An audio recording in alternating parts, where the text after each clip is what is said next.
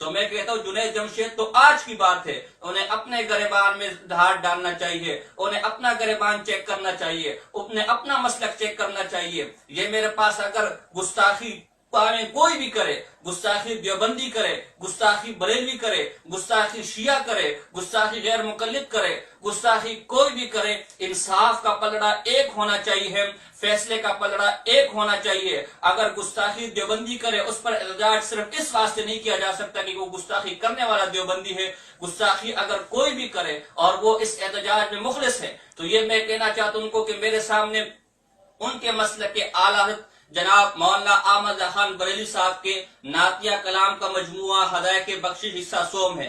اس کے صفحہ نمبر 37 پر آپ یہ عنوان دیکھ سکتے ہیں کہ قصیدہ در مناقب شریفہ ام المؤمنین، یہ پورا عنوان ہے، یہ عنوان آپ ملاحظہ فرما سکتے ہیں۔ ہدایت بخشش حصہ سوم اور اس کا صفحہ نمبر 36 پر یہ عنوان قائم ہے۔ یہ ام المؤمنین عائشہ صدیقہ رضی اللہ تعالی عنہ کے مناقب بیان کر رہے ہیں، ان کے بارے میں شاعری کر رہے ہیں، اور ان کے بارے میں شاعری کرتے کرتے مولوی احمد خان صاحب ام المؤمنین کے بارے میں کیا کہتے ہیں، ملاحظہ فرمائیں۔ یہ لکھتے ہیں کہ تنگ و چست ان کا لباس، یعنی ام المؤمنین حضرت عائشہ صدیقہ رضی اللہ تعالی عنہ کا معاذ اللہ لباس جو تھا وہ تنگ اور چست تھا، اور وہ جوبن کا ابھار، اور اس تنگ اور چست لباس کے اوپر متضاد یہ کہ جوانی کا ابھار تھا، جوبن کا ابھار تھا۔ آگے لکھتے ہیں مسکی جاتی ہے کبا سر سے کمر تک لے کر، یہ پھٹا پڑتا ہے جوبن میرے دل کی صورت کہ ہوئے جاتے ہیں جامہ سے برو سینہ و بر۔ یہ مولوی احمد خان ہدایت بخش صفحہ نمبر 37 پہ لکھتے ہیں کہ ام المؤمنین ایسا تنگ و چست لباس پہنتی تھی، اور اس تنگ و چست لباس کی وجہ سے ان کے سینے کے ابار ایسے باہر نکلتے تھے کہ خود میرا دل بھی پھٹا جاتا تھا ان کو دیکھ کر۔ میں کہنا یہ چاہتا ہوں کہ اگر ام المؤمنین عائشہ صدیقہ کی ناموس کا آج جو نعرہ لگا جا رہا ہے وہ محض مسلک کی تعصب میں نہیں ہے، محض جماعت تبلیغ کے تعصب میں نہیں ہے، تو جو بات جنید جمشید نے کہی ہے اس سے 1000 درجے بڑی بکواس مولوی احمد خان نے ہدایت بخشش سو میں کی ہے۔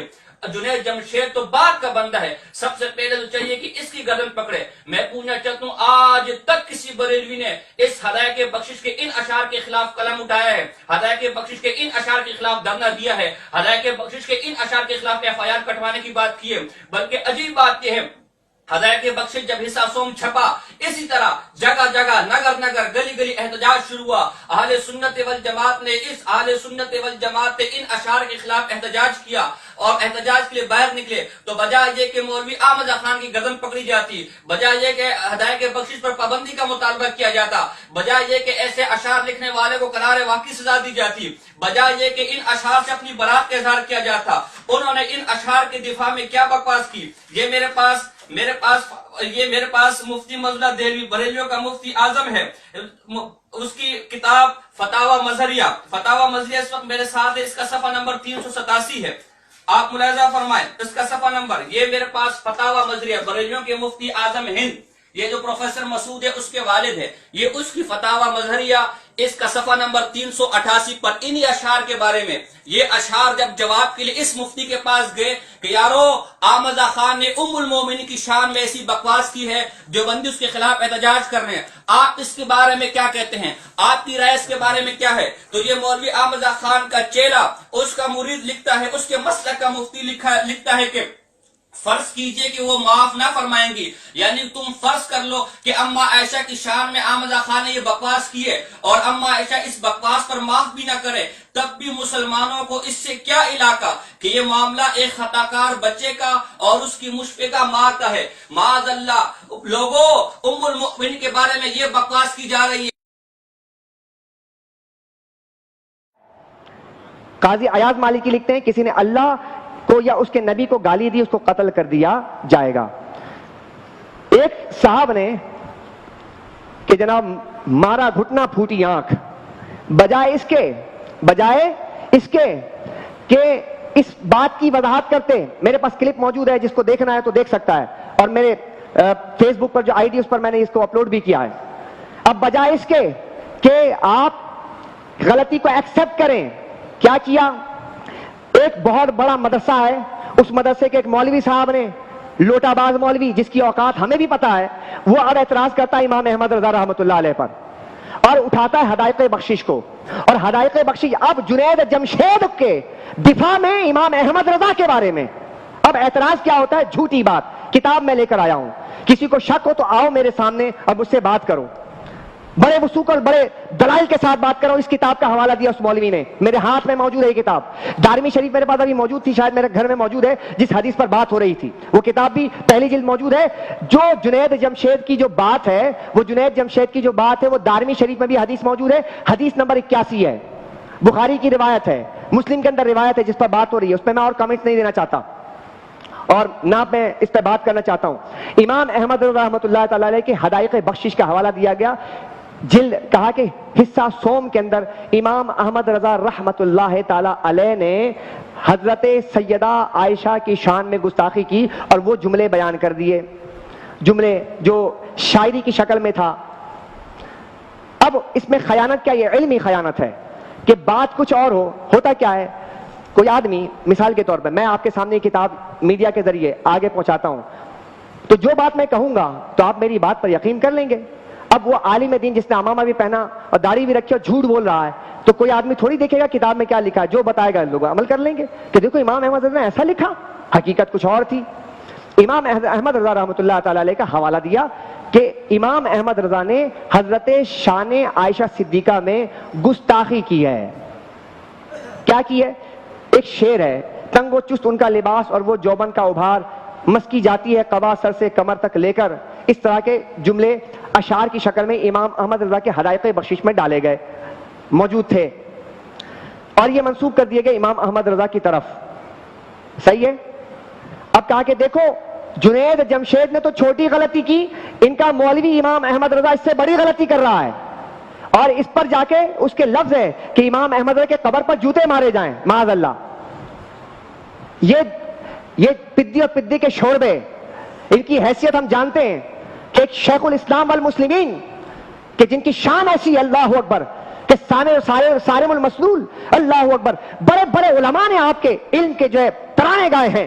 امام احمد رضا رحمۃ اللہ تعالی علیہ کے بارے میں سن لیجئے کان کھول کر.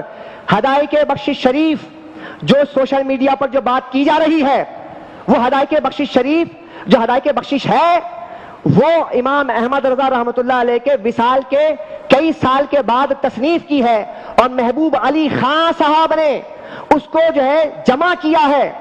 اور محبوب علی خان صاحب نے کچھ ایسے شان عائشہ صدیقہ کے بھی اشعار تھے جو امام احمد رضا کے نہیں تھے, وہ جب شامل ہو گئے اور علماء نے توجہ دلوائی کہ یہ تو امام احمد رضا کے تھے ہی نہیں, تو بعد میں نکال دیا گیا.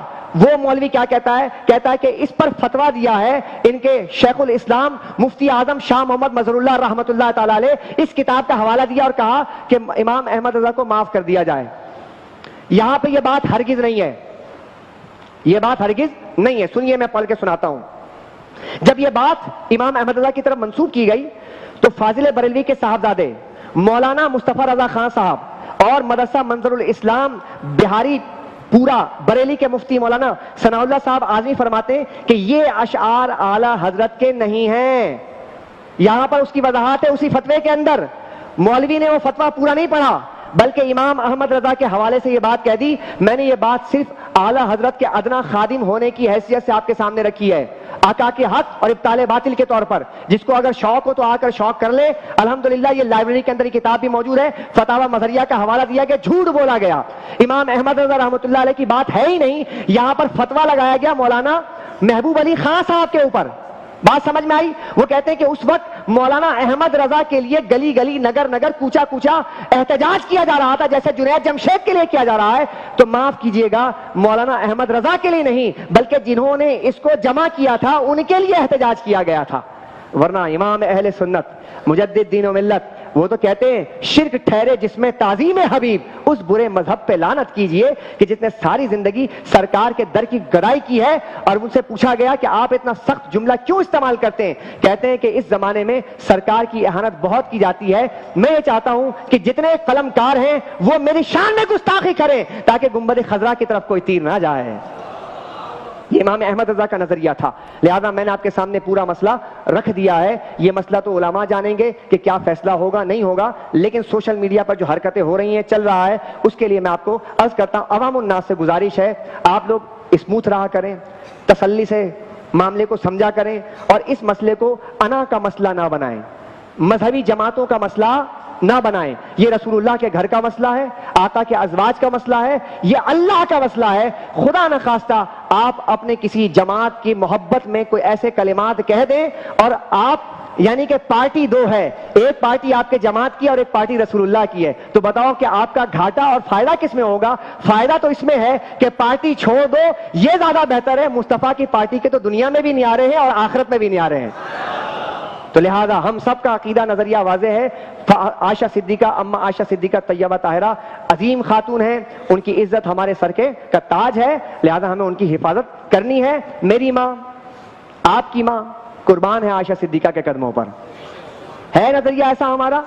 میری ماں, آپ کی ماں قربان ہے عائشہ صدیقہ کے رضی اللہ تعالیٰ عنہ کے قدموں پر. خدا کی قسم, اگر عائشہ صدیقہ طیبہ طاہرہ, اگر اہل بیت آل رسول کے حوالے سے اگر میرے گھر کا بھی فرد کوئی اگر گستاخی کرے, تو پھر میرا ایمان کا تقاضا یہ ہونا چاہیے کہ میں اس سے برات کا اظہار کروں. میرا اس سے کوئی تعلق نہیں, میرا تعلق تو جڑتا محمد مصطفیٰ کے غلامی سے ہے. وما علیہ الا البلاغ المبین.